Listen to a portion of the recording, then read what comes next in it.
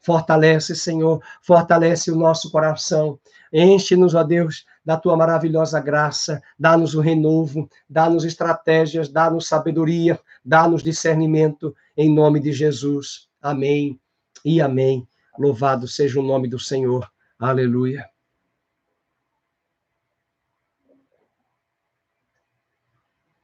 Bem, queridos, quero convidar você a abrir a sua Bíblia no livro do profeta Jeremias. Já oramos, já cantamos, e parabenizo a todos aí os trabalhadores, e principalmente as donas de casa que trabalham também de forma árdua. É um trabalho digno, de muita honra, de muita importância, de muito valor, que todos nós sejamos abençoados pelo Senhor.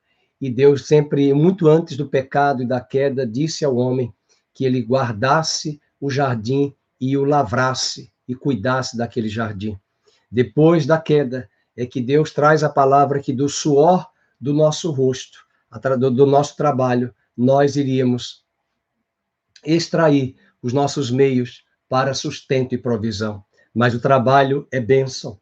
E muito antes do pecado, muito antes da queda, Deus deu ao homem o princípio de cuidar como verdadeiro mordomo, mordomos da parte de Deus que somos, para guardar aquilo que o Senhor nos deu de responsabilidade, daquilo que está ao nosso alcance, daquilo que está diante das nossas mãos. Por isso que Deus abençoe o trabalho das suas mãos, abençoe a sua vida, e que o Senhor sustente e venha prover toda sorte de provisão e de recursos na tua despensa. Não é ainda o final do culto, mas eu quero externar, por conta da bênção para o seu trabalho, que o Senhor te abençoe e te guarde. Que o Senhor faça resplandecer o seu rosto sobre ti. Que o Senhor tenha misericórdia de ti. E que o Senhor sobre ti levante a luz do seu rosto e te dê a paz. E ele abençoe o trabalho das suas mãos. No nome de Jesus. Amém e amém. Amém, queridos? Vamos, neste momento, abrir as nossas Bíblias no livro de Jeremias, capítulo 18. Acredito que esta é uma das passagens mais conhecidas no meio cristão, no meio evangélico, em relação ao profeta Jeremias. Há muitos sermões e pregações que já foram feitos através dessa passagem, quando Deus manda Jeremias se dirigir à casa do oleiro. Há dois momentos que Jeremias se dirige à casa do oleiro. Um é o capítulo 18, o outro é o capítulo de número 20. No capítulo 18, ele vai, no capítulo 19, na verdade. No capítulo 18, ele vai como espectador, como observador, diante do oleiro com o seu trabalho. E no capítulo 19, Deus pede a ele para comprar uma botija de barro, um vaso de barro, que Deus pede a ele. E ali ele compra e vai fazer um sinal profético no capítulo 19, que já já iremos estudar. Mas eu quero, nesse momento, colocar diante de Deus essa palavra, que Deus fale ao seu coração. Temos visto momentos difíceis da história do nosso país e do mundo inteiro, essa pandemia, mas é bom lembrarmos que a palavra de Deus diz em Hebreus 12, tudo que é abalável será abalado, para que o que é inabalável permaneça. E Deus é especialista em, no meio dos abalos, colocar as coisas em seus devidos lugares. Por isso, não despreze a tormenta, não despreze a angústia, não despreze as cenas que estão diante dos nossos olhos. Um Deus soberano está no céu, governando todas as coisas pela palavra do seu poder. E ele pode e vai colocar as devidas coisas nos seus respectivos lugares. Amém? Portanto, abra sua Bíblia em Jeremias, capítulo 18. Vamos ler. A palavra do Senhor que veio a Jeremias dizendo: dispõe-te, desce à casa do oleiro. Lá ouvirás as minhas palavras. Desci à casa do oleiro, e eis que ele estava entregue à sua obra sobre as rodas. Como o vaso que o oleiro fazia de barro se lhe estragou na mão, tornou a fazer dele outro vaso, segundo bem lhe pareceu. Então veio a mim a palavra do Senhor: não poderei eu fazer de vós como fez este oleiro, ó casa de Israel, diz o Senhor. Eis que como barro na mão do oleiro, assim sois vós na minha mão, ó casa de Israel. No momento em que eu falar acerca de uma nação ou de um reino para o arrancar, derribar e destruir, se a tal nação se converter da maldade contra a qual eu falei, também eu me arrependerei do mal que pensava fazer-lhe.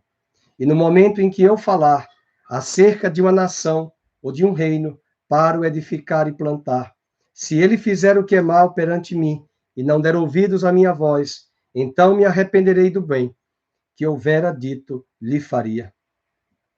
Ora, pois, fala agora aos homens de Judá e aos moradores de Jerusalém, dizendo: assim diz o Senhor, eis que eu estou forjando o mal e formo um plano contra vós outros.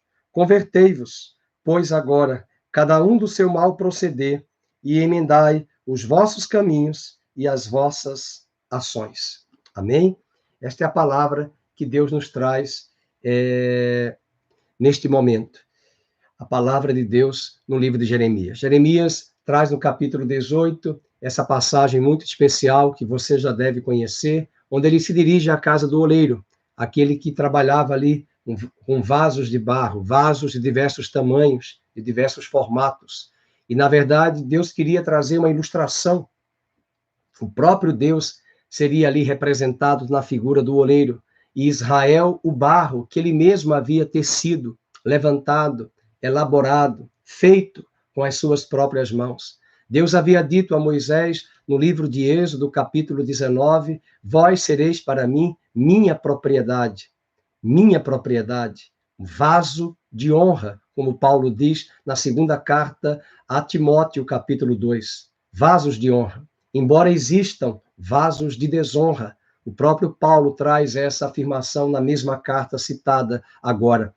E Jeremias, ao se dirigir àquela casa do oleiro, contempla essa afirmação de Deus no verso de número 4. Como vaso que o oleiro fazia de barro, se lhe estragou na mão, tornou a fazer dele outro vaso, segundo bem lhe pareceu. Aqui estava um prelúdio do que Deus iria fazer. Ele destruiria Judá, mas não como um todo, mas aquele vaso que também o oleiro, após ele ter se desintegrado, a mesma massa que havia composto ali aquele vaso anterior, iria ser a matéria-prima para o novo vaso que Deus faria. Assim também que o oleiro faria, assim também Deus usaria a Babilônia para levar a nação de Judá de cativeiro para a terra da Babilônia, a terra dos caldeus. Mas de lá, Deus levantaria um vaso novo. Deus moldaria o coração da nação de Israel. Deus inclinaria o coração daquele remanescente fiel a se despertar, a se levantar para voltar à terra de Judá 70 anos após o cativeiro, restaurar o templo, restaurar a cidade, restaurar o culto ao altar, mas muito mais, restaurar a esperança messiânica. E aí esse texto também nos fala de dois elementos importantes. Você talvez deve ter percebido que os mesmos verbos que Deus havia apontado no livro de Jeremias, capítulo 1, falando do ministério dele, que Deus o chamou para, veja aí o verso de número 7, para arrancar, para derribar e para destruir. São os verbos que são vistos no capítulo 1 de Jeremias. Também, ainda outros dois verbos no verso 9, a última frase, para edificar e para plantar. Mas ele usa esses verbos, mostrando as afirmações de destruir, de derrubar, de derribar, mas também de edificar e de plantar. Deus derrubaria a casa de Judá. Deus mesmo usaria a Babilônia para destruir o templo, mas Deus mesmo edificaria e plantaria os judeus de volta à sua terra e reconstruiria o templo. Isso mostra dessa ação de Deus muito importante. E, ao mesmo tempo, Deus estava querendo anunciar a Jeremias para que anunciasse ao povo que ele é soberano. Portanto, veja agora um outro aspecto no verso 7. No momento em que eu falar acerca de uma nação ou de um reino para arrancar, derribar e destruir, Deus não está falando apenas da nação de Israel.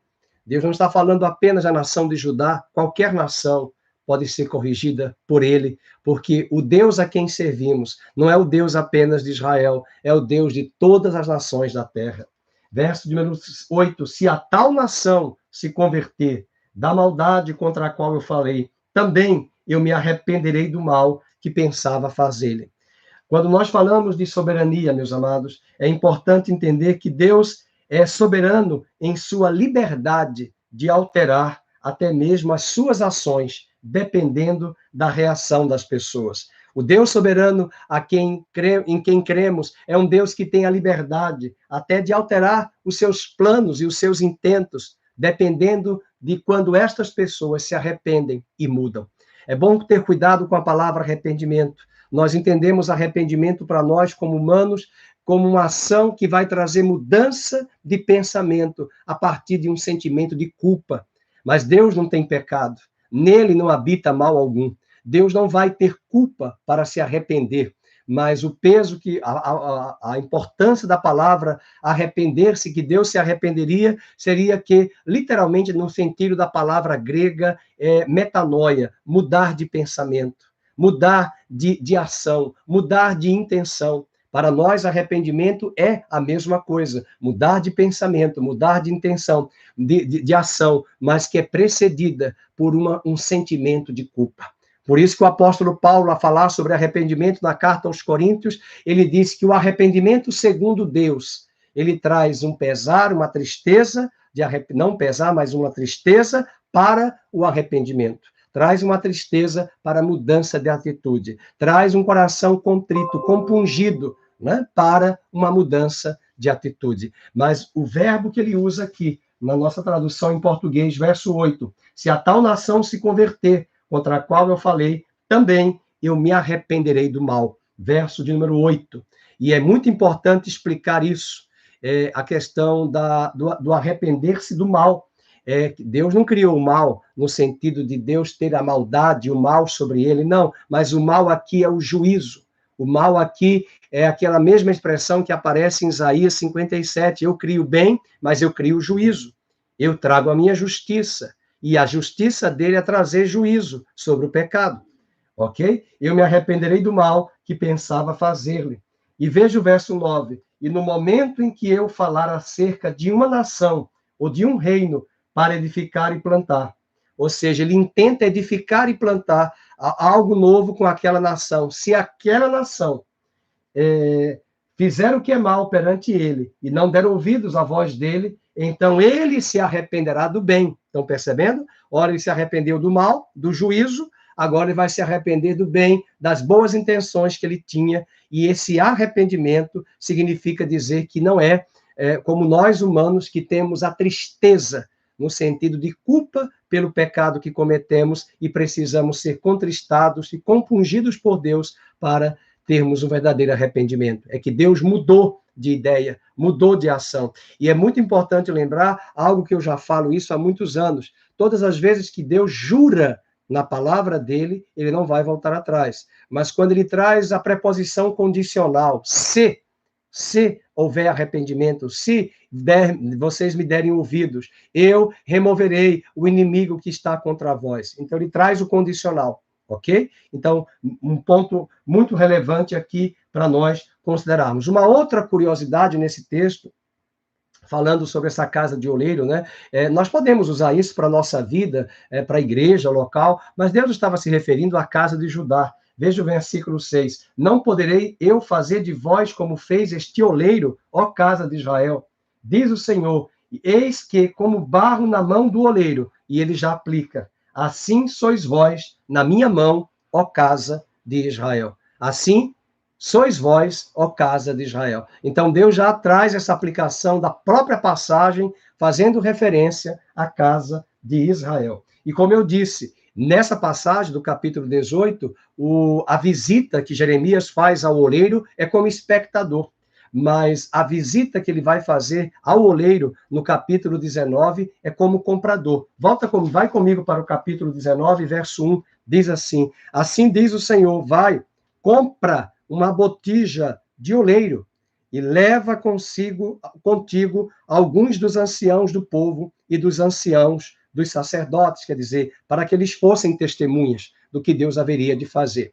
Então, no capítulo 18, Jeremias observa, mas no capítulo 19, Jeremias compra uma botija e Deus vai quebrar essa botija no verso 11. No versículo 11 diz, e lhes dirás, assim diz o Senhor dos Exércitos, deste modo quebrarei. Então, Deus já usa o verbo no futuro do presente. Eu quebrarei, este povo e esta cidade, como se quebra o vaso do oleiro, que não pode mais refazer-se, e os enterrarão em Tofete. Já já eu volto a falar sobre o capítulo 19, que é de grande importância para nós também, mas eu quero fazer ainda um comentário no capítulo 18, porque é a primeira vez que Deus vai afirmar no capítulo 18 que quem virá contra a nação de Judá não é mais o reino do norte, como ele havia falado o tempo todo. Na verdade, é um outro termo sinônimo, equivalente, mas ele não menciona mais o reino do norte. Até o capítulo 17, sempre era o reino do norte, o reino do norte. Agora, Deus vai usar pela primeira vez o termo Babilônia. Eu vou usar o rei da Babilônia para vir contra vós. Voltando para o capítulo 18. Deixa-me ver se é nesse capítulo 18 mesmo que traz essa expressão, ou se é um outro capítulo. Deixa eu mostrar aqui. Eu acho que pode ser que seja o 19. É um versículo que eu havia anotado. Uhum. É o 20, versículo 4. Perdoe-me, já é o 20, versículo 4. Eu achei que fosse o 19, o 18. É o capítulo 20, verso 4. É a primeira vez que Deus vai usar a menção da nação da Babilônia, dando nome realmente à nação, embora daqui para frente vai aparecer várias vezes, eu trarei o rei da Babilônia, eu usarei a Babilônia, minha serva, para julgar. E diz o versículo 4, pois assim diz o Senhor, eis que te farei sem terror e para ti mesmo e para todos os teus amigos. Estes cairão à espada de seus inimigos, e teus olhos o verão, e todo Judá entregarei nas mãos do rei da Babilônia. Veja, é Deus que vai entregar, no rei da Babilônia. Este os levará presos à Babilônia, e ferir-los-á a espada. Ok? Então, Deus traz. Por isso, queridos, é muito importante nós pedirmos a Deus discernimento, porque às vezes nós sabemos que essa pandemia que está aí pode ser literalmente um juízo de Deus, uma forma de admoestar as nações, e nós não podemos ir contra as ações de Deus, mas podemos pedir o que aconteceu lá no Egito. Deus guardou a descendência de Abraão, Deus guardou as famílias dos descendentes de Abraão, e eles não foram atingidos pela praga. E aquela praga e as 10 pragas foram formas de juízos divinos para trazer correção, disciplina, tentando encontrar arrependimento na nação do Egito e também na casa de Judá. Agora vamos voltar para o capítulo de número 19, né? Já havíamos falado sobre a importância. O 18 é essa visita à casa do oleiro, e muito importante guardar a questão da soberania, né? No mesmo capítulo 18, você tem duas situações. Um Deus que amaldiçoa aquela nação, que ele vai destruir, que ele vai derrubar, e me faz lembrar agora a palavra que Deus deu a Jonas para ir à cidade de Nínive. É muito importante a gente ter um ponto de equilíbrio, né? Às vezes você e eu podemos usar textos isolados da Bíblia e sermos levados pelo engano, ou talvez por uma interpretação errada. A Bíblia e o texto bíblico é o mesmo, ele está aí há muitos anos diante das nossas mãos. Nós lemos, mas o que vai mudar é o nosso olhar a partir do contexto do texto. Então, quando você olha para Jonas, que vai pregar a Nínive, na verdade ele foge, porque ele não queria pregar para aquele povo tão mau e perverso, é muito importante considerar que Deus estava olhando para aquela nação com um ar de misericórdia também, apesar do juízo, e Jonas leva a palavra de juízo. E Jonas traz a palavra de juízo para Nínive, só que ele queria que Deus destruísse e não aplicasse a compaixão e a misericórdia. E o livro de Jonas termina com uma frase maravilhosa, é Deus perguntando para ele, tem razão a tua ira? Enquanto você está magoado, chateado por causa dessa árvore que eu fiz sombra aí para te proteger ontem e hoje ela não existe mais, e eu estou preocupado, Jonas, não com seus melindros e os seus mememê. Eu estou preocupado com 120 mil pessoas que não sabem discernir entre a mão direita e a mão esquerda. E vejam, aquela nação da Síria, cuja capital era Nínive, aquela cidade se arrependeu. Inclusive, até os animais jejuaram. Até os animais se voltaram para Deus. Até os animais não se voltaram para Deus conscientes, né? Mas eles jejuaram porque a nação de Israel a cidade de Nínive, na pessoa do rei, foi levada a um verdadeiro arrependimento e uma busca, e a Bíblia diz que toda a cidade se voltou para Deus. Os animais jejuaram porque as pessoas estavam em jejum o dia todo, um jejum total. Possivelmente porque a Bíblia diz que eles nem comeram e nem beberam, inclusive os animais.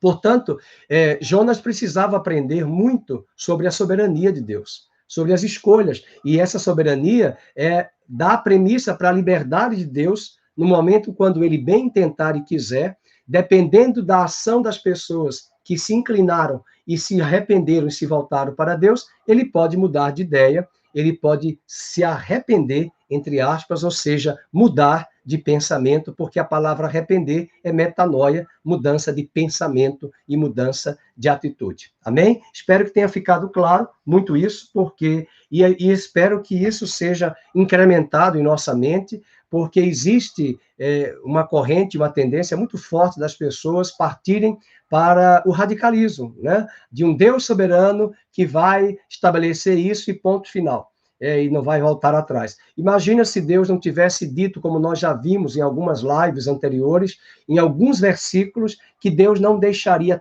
todo Judá ser destruído, mas ele deixaria um resto, ele deixaria um restolho, ele deixaria algo que sobraria, que era o remanescente, que iria para a Babilônia. E é bom lembrar que nem todos que foram para a Babilônia voltaram.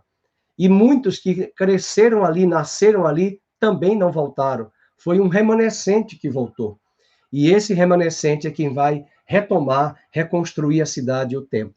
Por isso precisamos muito conhecer a palavra, buscar entender a soberania de Deus, os desígnios de Deus, e eu gosto muito de Deuteronômio 29. As coisas encobertas, pertencem a ele, e as coisas reveladas pertencem a nós. Paulo diz em Romanos, capítulo 11, depois que ele entendeu o plano de Deus para com os gentios e o plano de Deus para com Israel, no capítulo 9, 10 e 11 da mesma carta aos Romanos, ele diz no capítulo 11, nós estudamos a semana passada na Escola de Profetas, ele disse, quem, pois, conheceu a tua mente para que pudesse te instruir, ou quem mesmo foi o teu conselheiro, para que te desse conselhos? Mas de ti, por ti e para ti são todas as coisas. A ti, pois, a glória, a honra, o louvor e eternamente, porque o nosso Deus é soberano. Lembrei de uma música, o nosso Deus é poderoso para fazer infinitamente mais do que pedimos ou pensamos. E diz a música, lance a sua rede ao mar, creia na palavra de Deus, sinais e maravilhas, ele hoje quer fazer. O nosso Deus é poderoso para fazer, o nosso Deus é soberano, e porque ele é soberano, ele faz como ele quer, ele muda os tempos, ele muda as estações, ele inclina o coração dos reis, ele remove, ele estabelece, ele põe, ele tira, ele faz como ele quer. Nossa preocupação como igreja é orar pelo Brasil, é orar principalmente por nós. Se o nosso coração se voltar para ele, ele vai abençoar o nosso país. Não se preocupe com a nação em si. A nossa pátria, ela é celestial. Mas enquanto nós focarmos os nossos olhos apenas nas coisas terrenas, naquilo que estamos vendo, nós precisamos focar na igreja, no compromisso, no serviço, no amor a Deus, no temor a Deus, e não podemos seguir o curso deste mundo, usar a nossa língua, os nossos lábios para pecarmos, para amaldiçoarmos pessoas de correntes ideológicas. Nós precisamos nos levantar e tomarmos uma posição, crendo que o Senhor nos abençoará, e a partir da sua bênção sobre as nossas vidas, ele abençoará a nossa nação, porque ele disse isso, se o meu povo, que se chama pelo meu nome, se humilhar. O povo não é o povo brasileiro,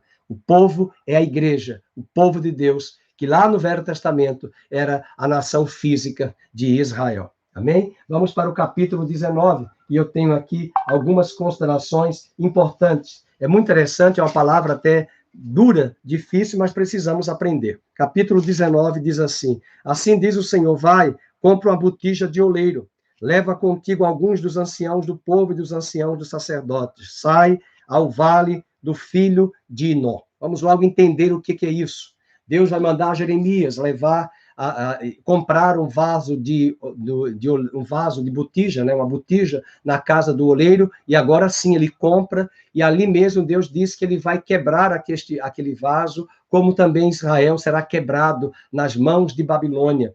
E Deus vai permitir esse quebrantamento, esse quebrar de Babilônia ali para com a nação de Judá. Entretanto, algo muito triste vai acontecer. Aquele lugar que ele vai se dirigir, aquela casa do oleiro, era de frente para a porta do vale do filho de Hinnom, o vale de Hinnom. Hinnom é a palavra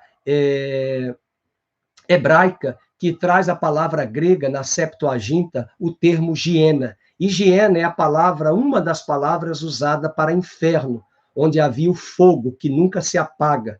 Deixa eu explicar isso, está um pouco confuso. Primeiro, lembrar que o Velho Testamento foi escrito em hebraico. Então, a palavra Hinnom é a palavra que quer dizer vale de fogo, vale de fogo. Então, por quê? Porque o rei Josias depois vai transformar esse local ali um local onde o lixo vai ser queimado, né? Onde havia, antes do rei Josias, reis como Manassés, como Acais, que sacrificaram até seus filhos ao deus Moloque naquele lugar. Quem não sei quantos conhece a geografia da cidade de Jerusalém, mas vou fazer uma demonstração rápida. Aqui você tem a cidade de Jerusalém, aqui você tem o Vale do Cedron, e é nesse Vale do Cedron que, em uma determinada parte da cidade, ali no sudeste, você tem o Vale do Hinnom, que era um local onde se queimava o lixo, mas, ao mesmo tempo, antes de queimar o lixo, era o local onde eles sacrificavam ao deus Moloque crianças vivas, que eram amarradas e eram colocadas ali. E Deus agora vai se utilizar desse local tão trágico, desse local tão infernal, porque de madrugada, vocês imaginem, enquanto as pessoas dormiam na cidade, os gemidos de crianças e pessoas que eram queimadas vivas eram ouvidos nas suas casas. E esse lugar trazia um horror, por isso que alguns passavam por ali e diziam, nossa, que Hades, né? O que quer dizer, que lugar de tormento, que lugar de pavor, que lugar de angústia, que lugar de desespero, o Hades. Por quê? Porque aquele era o local onde o rei Manassés, rei Acais, trouxeram para dentro de Jerusalém práticas abomináveis, uma delas de crianças serem ofertadas ao deus Moloque. E aí, no versículo de no capítulo 19, verso número 2, diz, saí ao vale do filho de Hinnom, que está à entrada da porta do oleiro. Então, é como se terminasse ali aquela olaria, aquela casa do oleiro, e já dava de frente para a porta do vale de Hinnom, que quer dizer vale do fogo, vale da fogueira, né? E em hebraico, em grego, a palavra é Geena, G-E-E-N-A. E Geena é uma das palavras traduzidas no Novo Testamento em grego para inferno. Porque quando Jesus falou do inferno, ele disse que o fogo nunca se apaga, nunca se extingue, porque ele usou a palavra Geena para expressar justamente o que nós encontramos hoje. Se você passar por um lugar onde há lixo, o lixo é queimado continuamente, aquela combustão natural. Então, qualquer lugar que tem lixo, você tem combustão continuamente. Então, ali você vê fumaça, você vê o fogo, né? Não é uma fogueira, mas é o fogo contínuo. E Jesus usou essa situação de gemidos, onde as crianças gemiam, choravam, gritavam, imagine fogo sendo ateado sobre elas, colocado sobre elas, e além disso, os gemidos, os desesperos, e ao mesmo tempo um local onde eles vão depois queimar o lixo, colocar o lixo, a porta do lixo. Versículo número 3, e diz, eu vi a palavra do Senhor, reis de Judá e moradores de Jerusalém. Interessante que ele se dirige aos reis, porque os reis faziam trabalhos ocultistas. Os reis faziam trabalhos, até hoje, né? Infelizmente, muitos dos nossos governantes, muitos dos nossos políticos fazem pactos com Satanás, fazem pactos com as trevas. São trabalhos ocultistas. Estes reis também faziam estas práticas. Estes reis, como Acais, como Ezequias, lembrando que Jeremias está vivendo na época do rei Josias. E é o rei Josias que faz reformas radicais na casa do Senhor em Jerusalém. Apesar dele fazer reforma, não houve avivamento.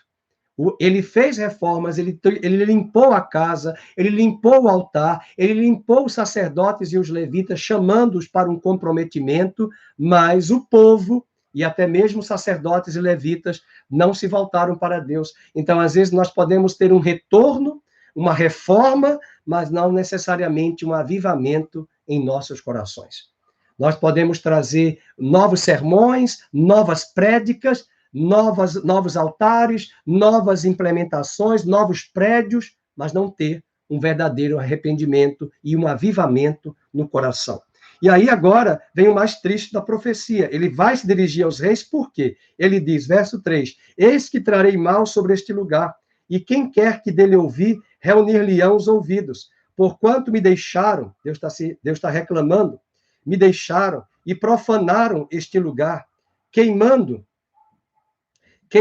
nele incenso a outros deuses, que nunca conheceram, nem eles, nem seus pais, nem os reis de Judá. E vejam, vamos ler em voz alta. E encheram este lugar de sangue de inocentes, porque muitas crianças foram mortas ali no Vale de Inom. E agora, queridos, Deus vai se utilizar, e Deus está muito irado. Eu já falei para os irmãos, Deus está muito irado, a ira de Deus está chegando, né, nesse momento aqui. Veja que isso veio lá de Manassés, Manassés governou 55 anos, veio depois um outro rei, e depois veio Josias.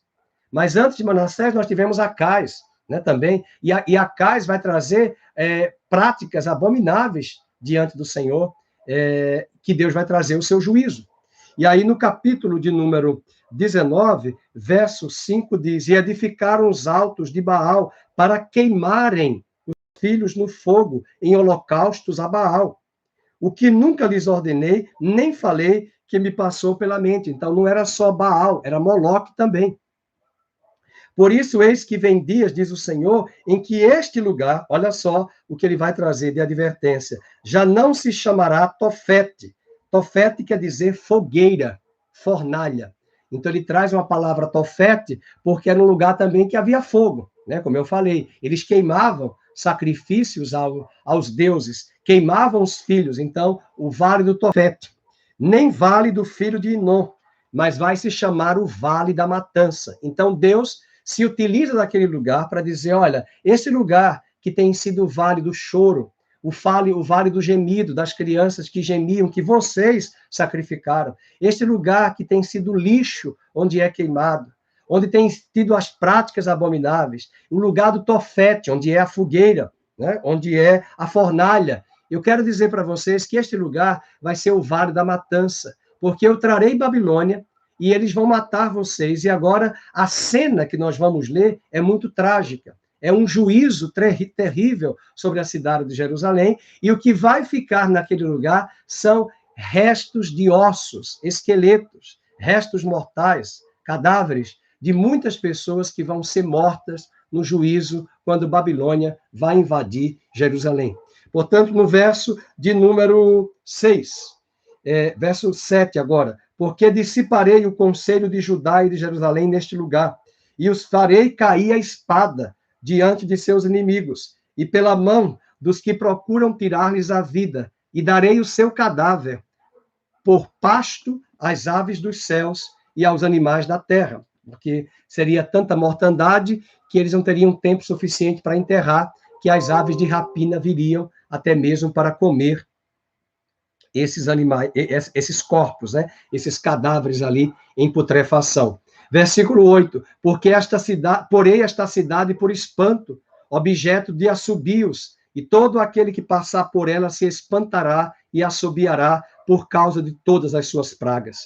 Far-lhes-ei comer, as carnes de seus filhos e as carnes de suas filhas, e cada um comerá a carne. E veja, a história mostra que a partir dessa profecia, isso aconteceu quando houve o grande cerco, eles ficaram sem comida.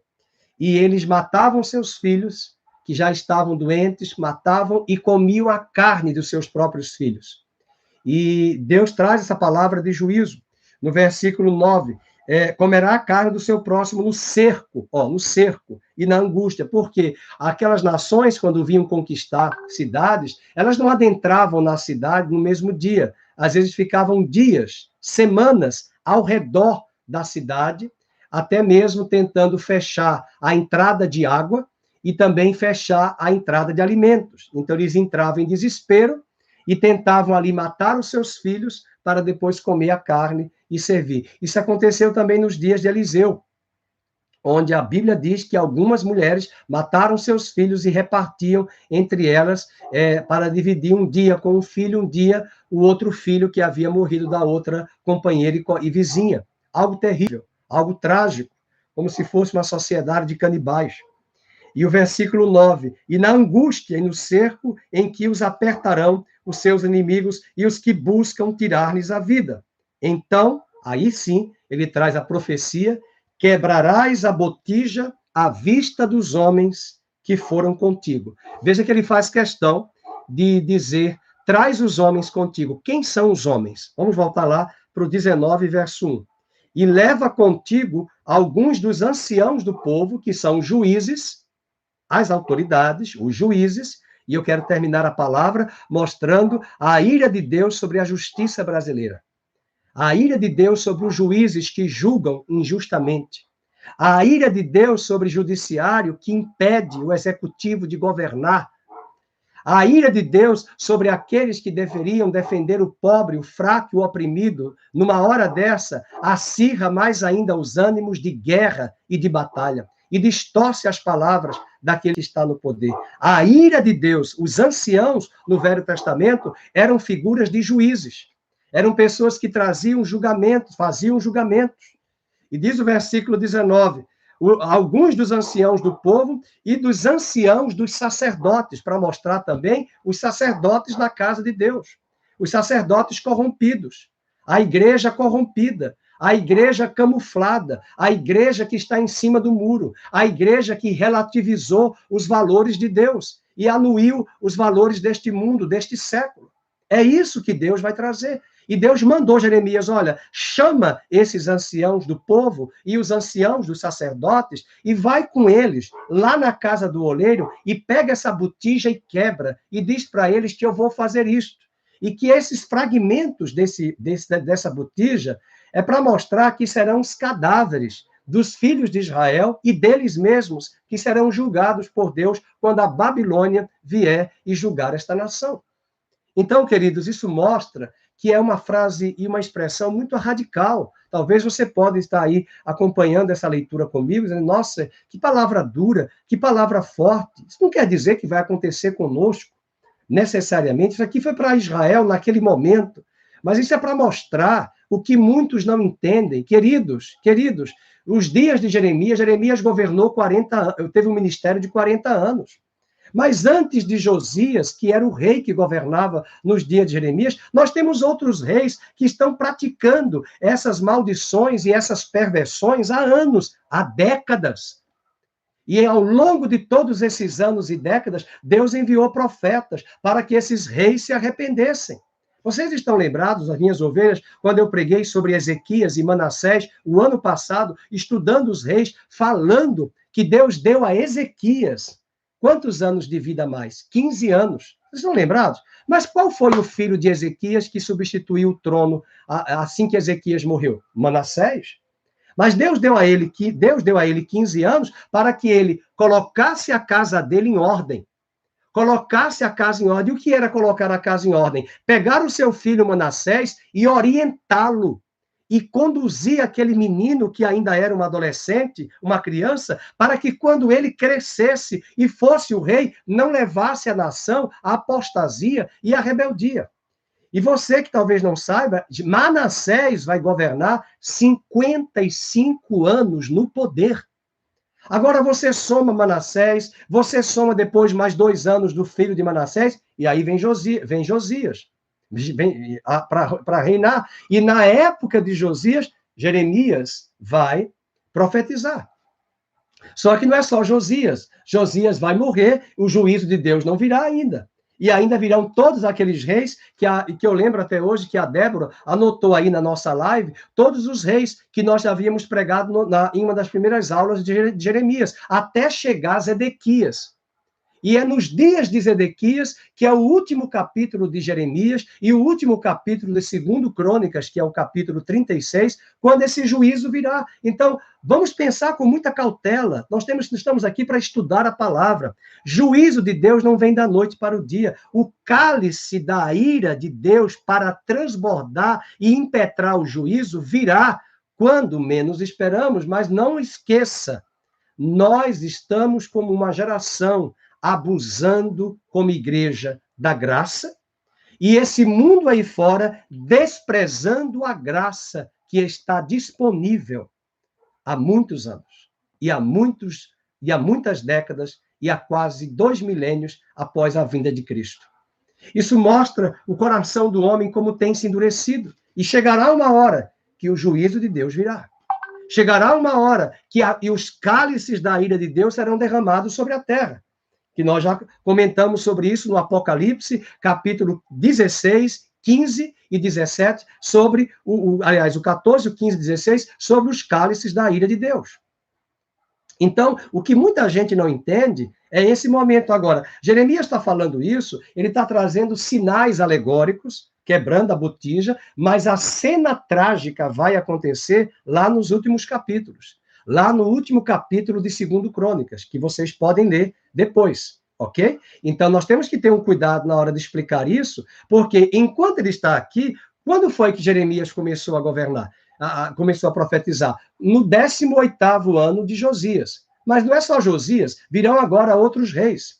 Inclusive, a partir desse capítulo 20 em diante, as profecias são inúmeras para todos os reis, um após outro, até chegar o rei Zedequias, que é o último da dinastia de Judá, que vai receber cegueira. Ele vai ficar cego porque Nabucodonosor vai vazar os seus olhos com vara, e ele vai preso para a Babilônia e cego. E Deus havia dito para ele, através de Jeremias, se você se entregar ao rei, o rei vai guardar você e seus filhos.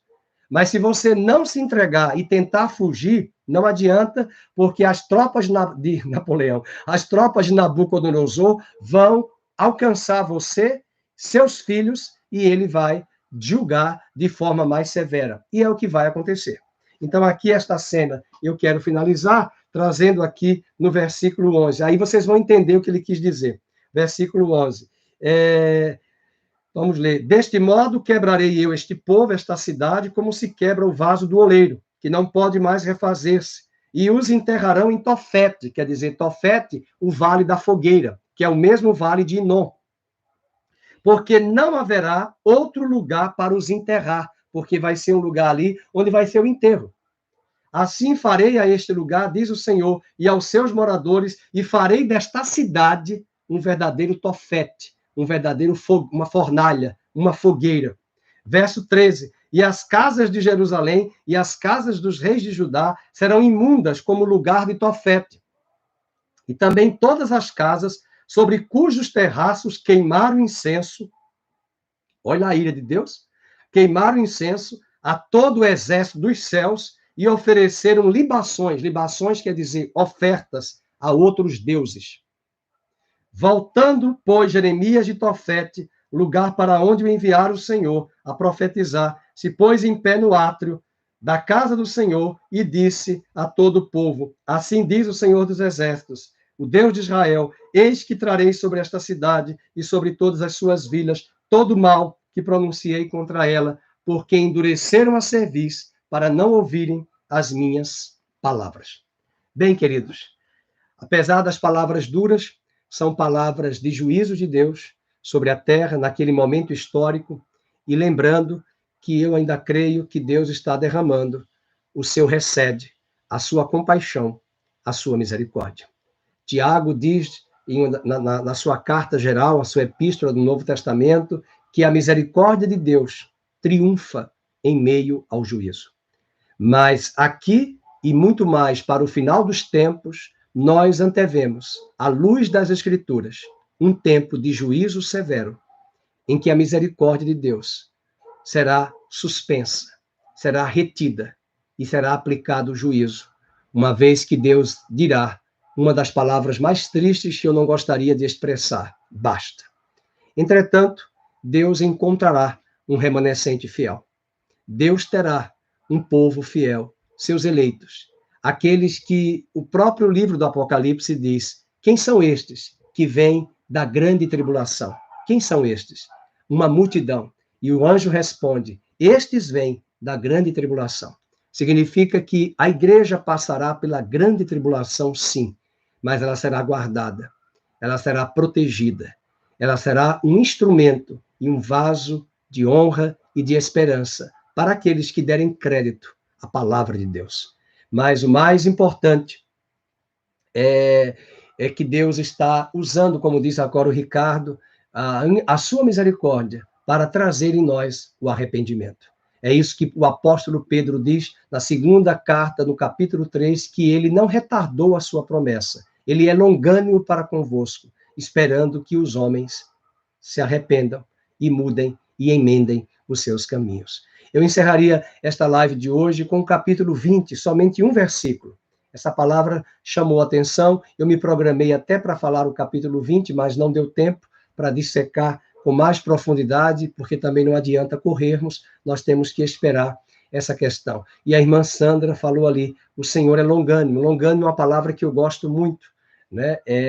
Eu falei o capítulo 3, viu, Débora? O capítulo 2, mas é o capítulo 3. É 2 de Pedro 3, o apóstolo Pedro diz que Deus não retardou a sua promessa e não esqueceu-se da sua promessa, mas ele é longânimo para convosco. E longânimo é o capítulo 3.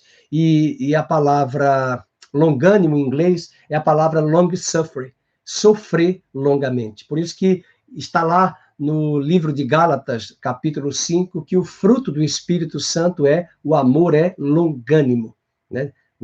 O amor, que é o fruto, que tem vários gomos, né? Como se fosse uma laranja, que seria um dos gomos, a longanimidade de Deus, que Deus, porque ama, ele sofre longamente, esperando que o outro, no caso os homens, se arrependam.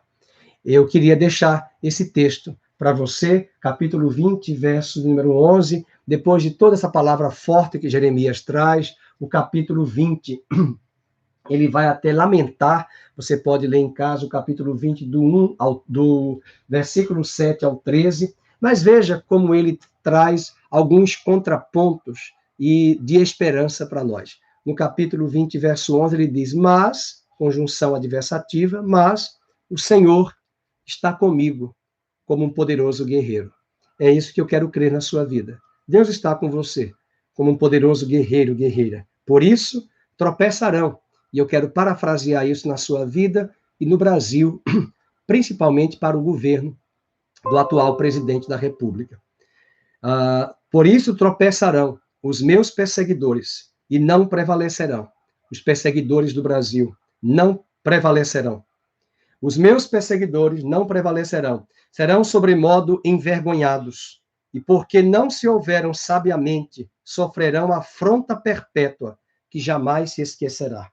Tu, pois, ó Senhor dos exércitos, que provas o justo e esquadrinhas os afetos e o coração, permite, veja eu, a tua vingança contra eles, pois te confiei a minha causa. Lembrando que os nossos inimigos não são pessoas, mas são os principados e as potestades. E o verso 13, algo tremendo, ele diz, cantai ao Senhor, louvai ao Senhor, pois ele livrou a alma do necessitado das mãos dos malfeitores. Como a pastora Vânia compartilhou-nos hoje, pois livrou a alma dos brasileiros, a alma dos justos, a alma do nosso governo, do nosso presidente, das mãos dos malfeitores. O Senhor traria justiça, juízo sobre os nossos inimigos. Trouxe sobre os inimigos de Israel nos dias de Jeremias, ele também trará justiça e juízo sobre os principados e as potestades da nossa nação, que tem assolado e até oprimido a igreja. Como diz o versículo de número 11 do capítulo 20, mas o Senhor está comigo como um poderoso guerreiro. Ele está com você, que Deus te fortaleça, Deus abençoe a sua vida, Tiago, Inforzato e a Juliana. Você é um guerreiro, você é uma guerreira de Deus. Obrigado pela sua presença. sempre um bom número aí conosco. Não deixe de dar uma live, uma curtida, para que esse vídeo seja disponibilizado para várias pessoas, porque a lógica da rede social é essa: quanto mais o vídeo é curtido, a rede disponibiliza e arregimenta esse vídeo para que outras pessoas vejam e tenham acesso. Obrigado pelo seu coração. Não se esqueça, o Senhor está no meio de nós. O Senhor está conosco.